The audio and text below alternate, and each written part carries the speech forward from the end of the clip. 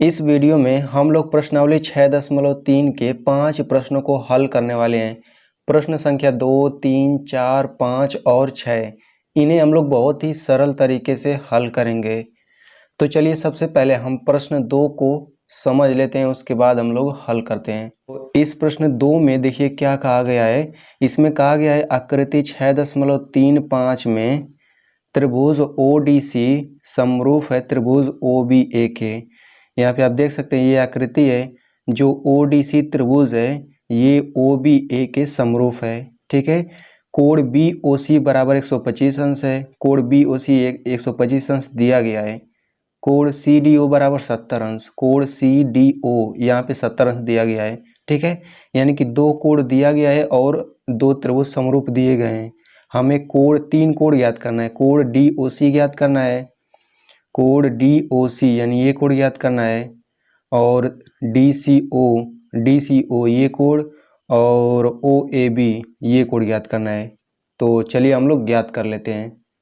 तो देखिए मैंने प्रश्न को बहुत ही अच्छे से समझाने के लिए, स्टेप बाय स्टेप समझाने के लिए मैंने पहले ही सभी प्रश्नों को हल कर लिया है। ठीक है, तो यहाँ पे सभी प्रश्नों का जो हल आपको दिख रहा है ये बिल्कुल स्टेप बाय स्टेप लिखा गया है। अगर आप पेपर में बिल्कुल ऐसे ही लिखते हैं तो आपका एक भी नंबर नहीं कटेगा। ठीक है, तो यहाँ पे मैं आपको अच्छे से समझा देता हूँ। तो यहाँ पे देखिए ये चित्र बना हुआ है, इसमें ये दो कोण दिया गया है और ये त्रिभुज दोनों समरूप त्रिभुज हैं। ठीक है, इसमें हमें तीन कोण ज्ञात करना है। हमें ये कोण ज्ञात करना है, और ये कोण ज्ञात करना है, और ये कोण ज्ञात करना है। ठीक है, तो यहाँ पे सबसे पहले हम लोग इस कोण को ज्ञात करेंगे, यानी कि DOC कोण को। तो यहाँ पे आप देख सकते हैं कि DB एक सरल रेखा है, और किसी भी सरल रेखा पर 180 अंश का कोण बनता है। ठीक है, यानी कि ये कोण प्लस ये कोण, इन दोनों कोणों का योग 180 अंश होगा, क्योंकि ये दोनों कोण एक सीधी रेखा पर बनते हैं, DB रेखा पर। तो हम लोग लिखेंगे चूंकि DB एक सरल रेखा है, इसलिए कोण DOC यानी कि इस कोण की बात किया जा रहा है, प्लस कोण BOC बराबर 180 अंश। ठीक है, यहाँ पे देखिए जो कोण O है इसको कई तरीके से लिखा जा सकता है। एक DOC लिख सकते हैं, एक COD लिख सकते हैं। यहाँ पे केवल दो ही तरीके से लिख सकते हैं, लेकिन कभी कभी आकृति में एक कोण को कई तरीके से लिख सकते हैं। ठीक है ना, तो कंफ्यूज मत होइएगा। तो यहाँ पे हो जाएगा कोण DOC प्लस कोण BOC बराबर 180 अंश, यानी कि ये कोण प्लस ये कोण बराबर 180 अंश हो जाएगा। तो यहाँ से कोण DOC प्लस BOC का मान 125 अंश दिया गया है, यहाँ पे BOC, तो ये हमने रख लिया बराबर 180 अंश। इसको हमने इधर पक्षांतर किया तो माइनस हो जाएगा, यानी कि कोण DOC बराबर 180 अंश माइनस 125 अंश, घटाने पर आ जाता है 55 अंश। यानी कि इस तरह से एक कोण का मान हमें 55 अंश पता चल गया। ठीक है, तो ये पहला आंसर हो जाएगा। अब यहाँ पे अब देखिए त्रिभुज DOC में ये कोण 55 अंश हमें पता चल गया, और ये कोण 70 अंश पहले से दिया है, तो हम तीसरा कोण ज्ञात कर सकते हैं, कोण C का मान, क्योंकि त्रिभुज के तीनों कोणों का योग 180 अंश होता है। तो हम लोग लिखेंगे त्रिभुज DOC में, अब तीनों कोणों का योग लिख लेते हैं, कोण CDO यानी कितना, प्लस कोण DCO यानी कि ये, प्लस कोण DOC इस कोण की बात किया जा रहा है, बराबर 180 अंश। ठीक है, यानी कि एक सरल रेखा पर भी 180 अंश का कोण बनता है, और एक त्रिभुज में भी तीनों कोणों का योग 180 अंश होता है। तो यहाँ पे हो जाएगा कोण CDO 70 अंश हो जाएगा। यहाँ पे आप देख सकते हैं प्लस DCO ऐसे रहने देते हैं, इसका मान 55 अंश अभी हमने निकाला है यहाँ पे, तो रख देंगे बराबर 180 अंश। अब इन दोनों का योग करेंगे तो 125 अंश आ जाएगा, और ये ऐसे ही लिख लेते हैं, ये 180 अंश हो जाएगा। तो इसको भी पक्षांतर करके करेंगे तो घट जाएगा, तो DCO बराबर 55 अंश आ गया, यानी कि ये दूसरा कोण आ गया DCO ये कोण। ठीक है, तो ये दूसरा आंसर हो जाएगा। अब हमें कोण A को ज्ञात करना है। ठीक है, तो कोण A को ज्ञात करने के लिए हम, चूंकि ये दोनों त्रिभुज समरूप हैं, तो हम लोग समरूपता नियम का प्रयोग करने वाले हैं। ठीक है, तो हम लोग लिखेंगे त्रिभुज ODC समरूप है त्रिभुज OBA के। ठीक है ना, तो यहाँ पे देखिए समरूप को लिखने का एक रूल होता है, मतलब इसको ऐसे लिखा जाता है कि ये जो कोण है ना, इसका पहला वाला ये इस कोण के बराबर होगा, फिर ये जो बीच में दिया गया है ये बीच वाले दोनों कोण बराबर होंगे, फिर ये अंत में जो दिए गए हैं ये दोनों कोण बराबर होंगे। ठीक है, यानी कि त्रिभुज ODC में कोण O बराबर होगा त्रिभुज OBA में कोण O के। ठीक है, और कोण C भी बराबर होगा, यानी त्रिभुज ODC में कोण C बराबर होगा त्रिभुज OBA में कोण A के। आई होप आपको समझ आ रहा होगा। ठीक है, तो हमें केवल इसमें लास्ट वाले कोण से मतलब है। तो हम लोग देखेंगे त्रिभुज ODC में C को हम क्या लिख सकते हैं, त्रिभुज ODC में हम C को लिख सकते हैं DCO या फिर OCD लिख सकते हैं। ठीक है, तो हम C को लिख देंगे कोण DCO बराबर, अब A कोण के ये बराबर है त्रिभुज OBA में A कोण देखते हैं, त्रिभुज OBA में A कोण को लिख सकते हैं OAB, यानी कि इस तरह से कोण DCO बराबर हो गया कोण OAB। ठीक है, यहाँ पे आप चित्र में देख सकते हैं। अब इसके बाद से देखिए DCO का मान अभी हमने 55 अंश निकाला है, तो इसको हम लोग इसके नीचे लिख देंगे और ये ऐसे ही लिख लेते हैं। तो यहाँ से देखिए इसको हम लोग बाएं तरफ इसको दाहिने तरफ लिख लेंगे, तो ये हो जाएगा कोण OAB बराबर 55 अंश। ठीक है, यानी कि इस तरह से तीनों कोणों का मान आप लोग देख सकते हैं 55 अंश आ गया।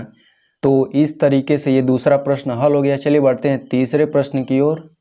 तो तीसरे वाले प्रश्न में ये कहा जा रहा है समलंब ABCD जिसमें AB समांतर DC है के बिकौड़, यानी कि इसी समलंब ABCD के बिकौड़ AC और BD परस्पर O पर प्रतिच्छेद करते हैं। दो त्रिभुजों की समरूपता कसौटी का प्रयोग करते हुए दर्शाइए कि OA बटा OC बराबर OB बटा OD है।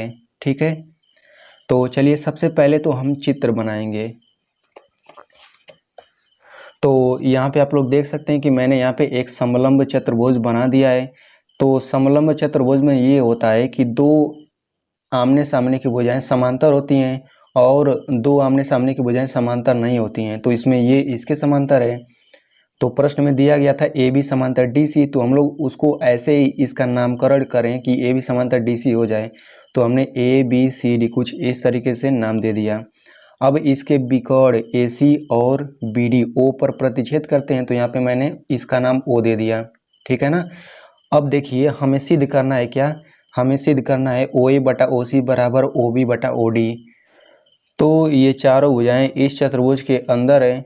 तो अगर हम लोग यहाँ पे देखिए अगर दो त्रिभुज समरूप होते हैं तो हम लोग उनके संगत भुजाओं का अनुपात बराबर दिखा सकते हैं। ठीक है, तो अगर हम लोग इन दोनों त्रिभुजों को समरूप दिखा दें, मतलब इन दोनों त्रिभुजों को समरूप अगर हम लोग दिखा दें तो भुजाओं का अनुपात हम लोग बराबर दिखा सकते हैं, क्योंकि समरूप त्रिभुजों में संगत भुजाओं का अनुपात बराबर होता है। ठीक है, तो हम लोग इन दोनों को समरूप दिखाएंगे, क्योंकि इन दोनों त्रिभुजों को लेने पर ये मतलब चारों भुजाएं आ जाती हैं। ठीक ना। यहाँ पे अगर हम लोग इन दोनों त्रिभुजों को भी अगर हम लोग ले लेते हैं तो इसमें भी ये चारों भुजाएं सम्मिलित हो जाती हैं, लेकिन इन दोनों को समरूप दिखा नहीं सकते हम लोग। ठीक है, केवल हम लोग समांतर भुजाओं में लगे हुए जो दोनों त्रिभुज हैं उन्हीं को हम लोग समरूप दिखाएंगे। ठीक है, तो यहाँ पे हमें इन दोनों को समरूप दिखाना है। तो सबसे पहले लिखेंगे AB समांतर DC दिया है, जो AB है ये DC के समांतर है, इतना दिया गया है। अब लिखेंगे त्रिभुज ABO और त्रिभुज CDO में। ठीक है, अब इन दोनों त्रिभुजों में हम लोग तीन कोण बराबर हमें दिख रहा है।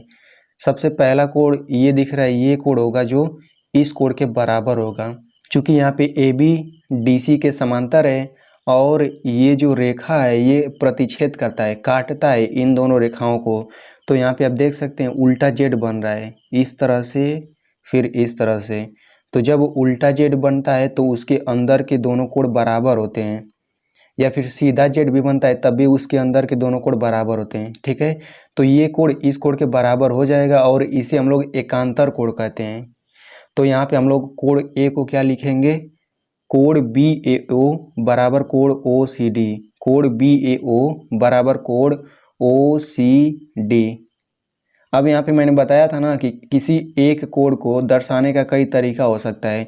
तो यहाँ पे देखिए कोण A को हम लोग कई तरीके से लिख सकते हैं, कोण BAO भी लिख सकते हैं तब भी कोण A ही होगा, कोण BAC भी लिख सकते हैं तब भी कोण A ही को दर्शाने का तरीका ये है। और हम लोग चाहें तो इसको उल्टा भी लिख सकते हैं, कोण OAB भी लिख सकते हैं, या फिर कोण CAB भी लिख सकते हैं। यानी कि जिस भी कोण की बात की जाती है वो हमेशा बीच में रहता है। समझ में आया कि नहीं? जैसे यहाँ पे कोण BAO है तो यहाँ पे ए कोण की बात की जा रही है तो यहाँ पे बीच में A है। वैसे यहाँ पे C कोण की बात की जा रही है तो यहाँ पे C है। तो आई होप आप समझ चुके होंगे। तो यहाँ पे हमने ए कोण को इस C कोण के बराबर दिखा दिया, कोष्टक में लिख देंगे एकांतर कोण। ठीक है। अगर आपको एकांतर कोण नहीं पता तो ये कोष्टक में कुछ मत लिखिए, चांस अधिक है कि आपका नंबर एक भी कटेगा नहीं। लेकिन अगर आपको आ रहा है तो ये लिख दीजिएगा, बहुत ही अच्छा रहेगा। फिर उसके बाद से देखिए ये कोण भी इस कोण के बराबर हो जाएगा। आप लोग देख सकते हैं ये इस तरह से जेड बन रहा है। ठीक है। तो ये कोण इस कोण के बराबर, ये भी एकांतर कोण हो जाएंगे। तो कोण बी को हम लोग क्या लिखेंगे, ABO बराबर कोण ODC। ठीक है ना। तो ये दोनों कोण बराबर होंगे, ये भी एकांतर कोण। अब यहाँ पे देखिए ये कोण भी बराबर होगा इस कोण के, शीर्षाभिमुख कोण। तो हम लोग लिखेंगे त्रिभुज कोण AOB ये बराबर होगा कोण DOC के। तो ये हो गया शीर्षाभिमुख कोण। तो देखिए किसी भी अगर दो त्रिभुजों में तीन कोण बराबर होते हैं तो वो दोनों समरूप होते हैं। तो हम लोग इसलिए लिखेंगे, इसलिए त्रिभुज ABO समरूप है त्रिभुज CDO के, त्रिभुज ABO समरूप है त्रिभुज CDO के। तो मैंने आपको बताया था ना कि समरूप त्रिभुजों को भी दर्शाने का एक नियम होता है। तो इसको कैसे दर्शाते हैं, तो सबसे पहले तीनों कोण अगर बराबर हो गए तो इनके बीच के तीनों कोणों को एक क्रम में लिया जाता है दर्शाने के लिए। तो यहाँ पे लिखेंगे त्रिभुज ABO, देखिए यहाँ पे मैंने लिखा, फिर समरूप है त्रिभुज CDO के। देखिए तो ये लिखने का एकदम सही तरीका है। या फिर इसको हम लोग एक और तरीके से लिख सकते हैं, मतलब एक और क्या, लगभग 4-5 तरीके से हम लोग समरूप त्रिभुजों को लिख सकते हैं। देखिए हम लोग यहाँ पे चाहें तो लिख देंगे त्रिभुज OBA समरूप है त्रिभुज ODC के नीचे से, यानी कि इधर नीचे से ऊपर जाएंगे तो इसमें भी नीचे से ऊपर जाएंगे। तो यहाँ पे हमने इसको इस रूप में लिख दिया। ठीक है। तो ये रूल होता है कि अगर तीनों कोण बराबर होते हैं तो वो दोनों त्रिभुज समरूप होते हैं और उसका नाम होता है AAA समरूपता कसौटी। ठीक है। तो इसीलिए हमने लिखा AAA समरूपता कसौटी से। तो अगर आपको ये तीनों रूल बहुत ही अच्छे से समझना है, AAA समरूपता कसौटी, SSS समरूपता कसौटी, AAA समरूपता कसौटी और AA समरूपता कसौटी, तो इस पर मैंने बहुत ही अच्छे से एक वीडियो बनाया हुआ है, बहुत ही सरल तरीके से समझाया है। तो यहाँ पे उसका लिंक आ रहा होगा, आप लोग उस वीडियो को देख सकते हैं। अब यहाँ पे देखिए ये हमने लिख दिया AAA समरूपता कसौटी से। तो जब दो त्रिभुज समरूप होते हैं तो हम लोग संगत भुजाओं का अनुपात भी बराबर दिखा सकते हैं। तो हम लोग यहाँ पे चूंकि ये दोनों त्रिभुज समरूप है तो हम संगत भुजाओं का अनुपात लिखते हैं।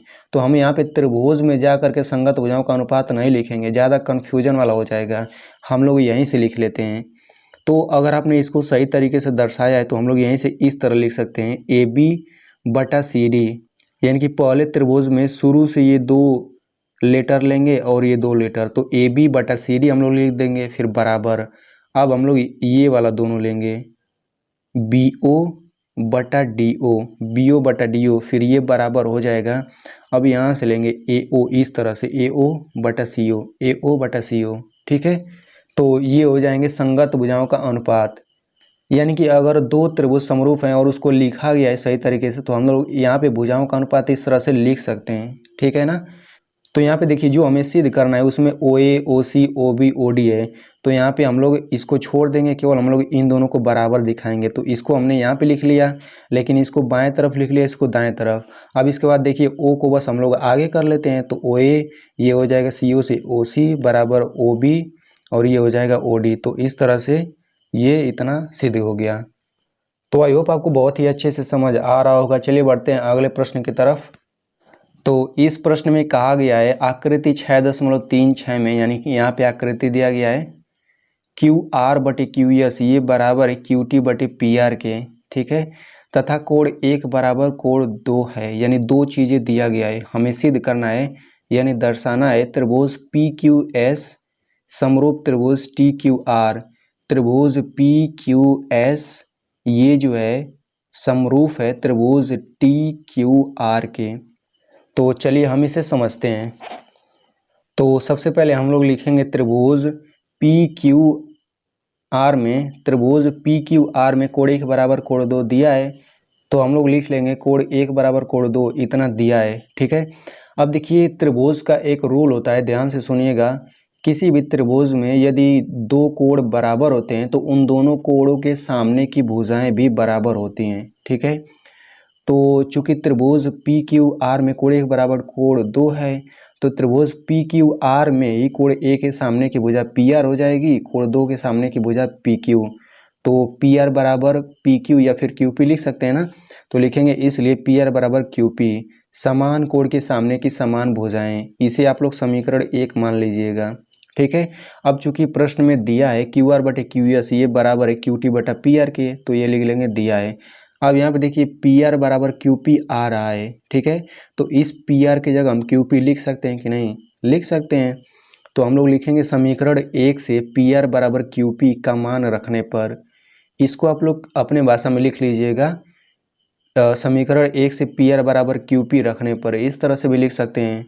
तो यहाँ से पी आर की जगह हम लोग क्यू पी लिख लेते हैं, तो ये हो जाएगा क्यू आर बटे क्यू एस, नीचे क्यू टी बटा क्यू पी हो जाएगा। पी आर की जगह बस क्यू पी हमें रखना है। ठीक है, अब उसके बाद से देखिए हमें दो त्रिभुजों को समरूप दिखाना है। कौन कौन से? त्रिभुज पी क्यू एस ये समरूप दिखाना है त्रिभुज टी क्यू आर के। तो इन दोनों त्रिभुजों में ये जो कोण क्यू है ये दोनों त्रिभुजों में मतलब कॉमन है, तो इसीलिए हम लोग लिखते हैं कोण क्यू बराबर कोण क्यू उभयनिष्ठ कोण। चलिए हम इसे अलग अलग बना के समझ लेते हैं। चूंकि हमें त्रिभुज पी क्यू एस ये समरूप दिखाना है त्रिभुज टी क्यू आर के, इसीलिए हम लोग इन दोनों को अलग अलग बना लेते हैं। सबसे पहले हमने त्रिभुज पी क्यू एस को अलग बनाया, उसके बाद से इस बड़े वाले त्रिभुज को। तो आप लोग देख सकते हैं कि ये जो कोण 1 है ये तो फिर भी इसमें रहेगा ही। अगर हम लोग इस छोटे वाले को इसके ऊपर रख दें तो ये कोण इस कोण के बराबर तो होगा ही। तो इसीलिए कोण क्यू बराबर कोण क्यू यहाँ पे इसमें लिखा गया है, कोण क्यू बराबर कोण क्यू। यानी कि अगर दो त्रिभुजों में अगर एक कोण बराबर होता है और इस तरह से आकृति बनी होती है एक के ऊपर एक, तो हम लोग उसे उभयनिष्ठ कोण बोलते हैं। ठीक है ना। अब इसके बाद हम लोग लिख सकते हैं त्रिभुज पी क्यू एस समरूप है त्रिभुज टी क्यू आर के। तो देखिए इसका भी एक रूल होता है कि अगर किसी दो त्रिभुजों में एक कोण बराबर है और उस एक कोण को जो दोनों भुजाएं बनाने वाली हैं उनका अनुपात भी बराबर है, तो वे दोनों समरूप होती हैं। चलिए मैं समझा देता हूं। जैसे इस त्रिभुज में ये कोण इस कोण के बराबर है, लेकिन इस कोण को बनाने वाली यही दोनों भुजाएं हैं ना, इस कोण को बनाने वाली यही दोनों भुजाएं हैं ना, तो इन दोनों भुजाओं का अनुपात भी बराबर है। यहाँ पे आप लोग देख सकते हैं, इसमें आप लोग देखिए क्यू आर बटे क्यू एस है, इस तरह लिख लेते हैं क्यू आर बटे क्यू एस है, फिर क्यू टी बटा क्यू पी है, देखिए क्यू टी बटा क्यू पी है। तो आई होप आपको अंदाजा लग गया होगा। तो इसलिए हम लोग लिखेंगे इसलिए त्रिभुज पी क्यू एस समरूप है त्रिभुज टी क्यू आर के, और इसे हम लोग बोलते हैं यस ए एस समरूपता कसौटी से। तो अगर आपको यहाँ से नीचे समझ नहीं आ रहा है तो इसका मतलब आपने इसको अच्छे से नहीं समझा है। तो मैं आपसे रिक्वेस्ट करूँगा कि आप उस वीडियो को ज़रूर जा कर के देखिए, उसमें मेरी 5 दिन की मेहनत लगी है तब जाके वो वीडियो बनी है बिल्कुल सरल भाषा में। ठीक है, तो उसे आप जाके ज़रूर देखिएगा। तो इस तरह से ये 4 वाला प्रश्न भी हल हो गया। चलिए बढ़ते हैं अगले प्रश्न की तरफ। तो प्रश्न 5 में कहा गया है त्रिभुज पी क्यू आर की भुजाओं पी आर और क्यू आर पर क्रमशः बिंदु एस और टी इस प्रकार स्थित हैं कि कोण पी बराबर कोण आर टी एस है। दर्शाइए कि त्रिभुज आर पी क्यू समरूप है त्रिभुज आर टी एस के। ठीक है, तो चलिए सबसे पहले तो हम चित्र बना लेते हैं। तो देखिए मैंने यहाँ पे त्रिभुज पी क्यू आर बना लिया है। तो इसमें कहा गया है कि त्रिभुज पी क्यू आर की भुजाओं पी आर यानी कि भुजा पी आर और क्यू आर पर क्रमशः बिंदु एस और टी इस प्रकार स्थित हैं। यहाँ पे देखिए इसका क्रमशः का मतलब ये हुआ कि पी आर भुजा पर एस बिंदु स्थित होगा, पी आर भुजा पर एस बिंदु यहाँ पे स्थित हमने कर दिया, और क्यू आर पर टी स्थित होगा, क्यू आर पर टी स्थित होगा। इसमें अगर इधर उधर हो गया तब भी बहुत दिक्कत आ सकती है। अब इसके बाद से ये चित्र तो बन गया और यहाँ पे ये कोण इस कोण के बराबर कहा गया है। ठीक है, यहाँ पे अब देखिए कोण P, ये जो कोण P है ये बराबर होगा कोण RTS के, कोण RTS के। तो ये तो प्रश्न में दिया है तो हम लोग यहाँ पे लिखेंगे दिया है। ठीक है, तो चूंकि हमें यहाँ पे देखिए दो त्रिभुजों को समरूप दिखाना है, RPQ और त्रिभुज RTS को, यानी कि बड़ा वाला त्रिभुज को छोटे वाले त्रिभुज के साथ समरूप दिखाना है। तो यहाँ पे दोनों त्रिभुजों में, यहाँ पे देखिए बड़े वाले त्रिभुज में P और छोटे वाले त्रिभुज में ये T, ये दोनों तो बराबर ये दिया है। अब यहाँ पे देखिए कोण R बराबर कोण R, ये तो कोण R बराबर कोण R दोनों त्रिभुजों में होगा, चाहे छोटा वाला त्रिभुज हो चाहे बड़ा वाला त्रिभुज हो, तो ये हो जाएगा उभयनिष्ठ कोण। तो देखिए जब किसी भी त्रिभुज में दो कोण बराबर हो जाते हैं तो वो दोनों त्रिभुज समरूप होते हैं। तो लिखेंगे इसलिए त्रिभुज RPQ समरूप है त्रिभुज RTS के AAA समरूपता कसौटी से। यहाँ से देखिए केवल 2 बार AA है, तो यहाँ पे समरूपता को भी लिखने का मैंने बताया था ना नियम होता है। तो यहाँ पे कैसे लिखेंगे, तो यहाँ पे देखिए चूंकि दो कोण तो बराबर मिल गया, तो यहाँ पे हम लोग लिखेंगे RP। तो देखेंगे R और P किस त्रिभुज में, देखिए RP दूसरे त्रिभुज में, तो RP हो गया तो केवल एक ही कोण बच रहा है तो हम लोग Q लिख देंगे लास्ट में। फिर यहाँ पे देखिए इसमें कोण R और T है, तो देखेंगे R और T किस त्रिभुज में, तो इस त्रिभुज में है, तो तीसरा यस बचेगा तो हम लोग यस लिख देंगे। तो इस तरह से हम लोग सही तरीके से यहाँ पे लिख लेंगे। चलिए बढ़ते हैं छठे प्रश्न की तरफ। तो प्रश्न 6 में कहा गया है आकृति 6.37 में, यहाँ पे आकृति दिया गया है, यदि त्रिभुज ABE सर्वांगसम त्रिभुज ACD, यानी त्रिभुज ABE ये जो है सर्वांगसम त्रिभुज ACD के, त्रिभुज ACD के, त्रिभुज ABE ये सर्वांगसम त्रिभुज ACD के। ठीक है, तो हमें सिद्ध करना है कि त्रिभुज ADE समरूप है त्रिभुज ABC के, यानी कि ये छोटा वाला त्रिभुज इस बड़े वाले त्रिभुज के समरूप हमें सिद्ध करना है। तो चलिए सिद्ध करते हैं। तो यहाँ पे हमने चित्र बना लिया, तो यहाँ पे लिखेंगे त्रिभुज ABE सर्वांगसम त्रिभुज ACD के, इतना दिया गया है। ठीक है, तो यहाँ पे देखिए इसको भी सर्वांगसम को भी लिखने का बिल्कुल वही रूल है जो समरूप को लिखने का होता है, यानी कि इसमें भी ये कोण इस कोण के बराबर होगा, ये कोण इस कोण के बराबर होगा और ये कोण इस कोण के बराबर। और यहाँ पे भुजाओं का अनुपात, चूंकि सर्वांगसम में भुजाओं का अनुपात तो हम लोग निकालते नहीं हैं, केवल भुजाओं को बराबर दिखाते हैं। तो यहाँ से हम लोग AB बराबर AC लिख सकते हैं, या फिर BE बराबर CD लिख सकते हैं, और AE बराबर AD लिख सकते हैं। तो यहाँ पे हमें केवल दो संगत भुजाओं को बराबर दिखाना है। ठीक है, उसी से हम लोग सीधे इतना कर लेंगे। तो यहाँ पे हम लोग लिखेंगे AB बराबर AC। ठीक है, तो इसको हम लोग AC को पहले लिख लेते हैं, AB को बाद में लिख सकते हैं भाई। तो AC बराबर AB हो गया, इसे समीकरण 1 मान लेते हैं। ठीक है, अब उसके बाद हम लोग लिखेंगे AE बराबर AD, इतना लिख सकते हैं। तो ये हो जाएगा AE बराबर AD, इसे समीकरण 2 मान लेते हैं।